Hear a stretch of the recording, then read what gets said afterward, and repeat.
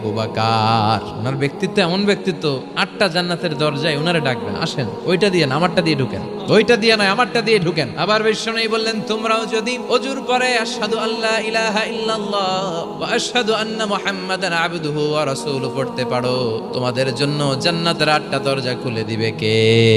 বিশ্বনবী বললেন, 8টা দরজা আছে, 8টা দরজা দিয়ে তোমরা ঢুকবা ইনশাআল্লাহ। পড়েন, এক একটা দরজা যে কত বিশাল হবে হিসাব নাই। সৌদি আরবের মক্কা শহর থেকে বাহরাইনের হাজার শহর যত দূর, জান্নাতের এক একটা দরজা লম্বা ঠিক তত দূর।